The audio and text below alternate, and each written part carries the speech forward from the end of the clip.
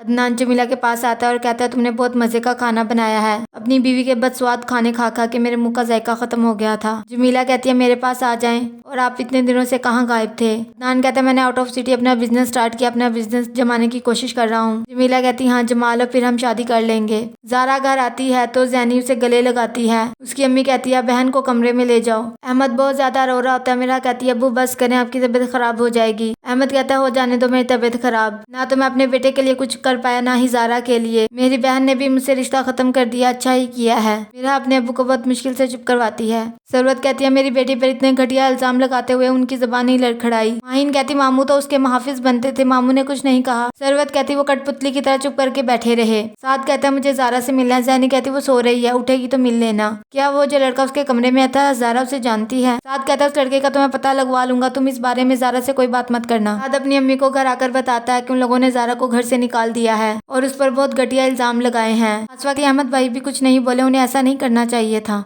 ज़ारा को बहुत तेज बुखार होता है और ज़ारा यही कहती है कि मैंने कुछ नहीं किया। अलीगढ़ डॉक्टर को बुलाता है उसके चेकअप के लिए। डॉक्टर बताती हैं कि इनके जहन पर असर हुआ है, इन्होंने कोई शदीद सदमा लिया है। माहिन कहती है इनका रिसेंटली मिसकैरेज हुआ है। डॉक्टर कहती है हो सकता है इसी वजह से हो, लेकिन ये सिचुएशन इसके लिए खतरनाक है। माही ज़ारा के कमरे में जाती है और कहती है कितनी आसानी से तुमने अपनी जगह छोड़ दी, वरना मैं तुम्हें और जलील करके निकलवाती। अब तुम पूरी जिंदगी लोगों को सफाइयां देते रहना, सारे तुम्हें ही गलत समझेंगे। साद परेशान होता है। डोली कहती है ज़ारा का क्या हाल है? साद कहता है वो हमेशा सबके साथ अच्छा करती है, लेकिन सब उसके साथ बुरा करते हैं। पता नहीं उस बेचारी की आजमाइशें कब खत्म होंगी। सरवत ज़ारा के लिए नाश्ता लेकर आती है। ज़ारा कहती है मुझे भूख नहीं है। सरवत कहती है मेरी बेटी ऐसे क्या देख रही हो मुझे? ज़ारा कहती है अम्मी आप तो मुझ पर यकीन करती हैं ना, मैंने कुछ नहीं किया। मैं नहीं जानती थी वो लड़का मेरे कमरे में कैसे है, उसने मेरा हाथ पकड़ लिया था। सरवत कहती है परेशान मत हो, तुम अपने घर में हो। ज़ारा कहती है अम्मी आप तो कहती थी दिल का घर मेरा घर है। माहिन घर आती है तो उसकी नंद कहती है मैंने सब्जियां काट दी हैं, आप सब्जी बना दे। माहिन कहती है जब तुमने सब्जी काट ली है तो पका भी खुद लो। उन दोनों की बहस हो जाती है, तभी उसकी सास आती है, माहिन को डांट देती है। माहिन कहती है आपको तो सिर्फ मैं ही गलत लगती हूँ। माहिन की सास अपनी बेटी को समझाती है कि वो तुम्हारी भाभी, ऐसे मत किया करो, हर वक्त उससे लड़ती हो। माहिन अपने आप को बदलने की कोशिश कर रही है, हम लोगों को भी इसे मौका देना चाहिए, ऐसे रिश्तों में गुंजाइश पैदा हो जाती है। कल को तुमने अपने घर जाना है, वहाँ भी ऐसे ही करोगी क्या?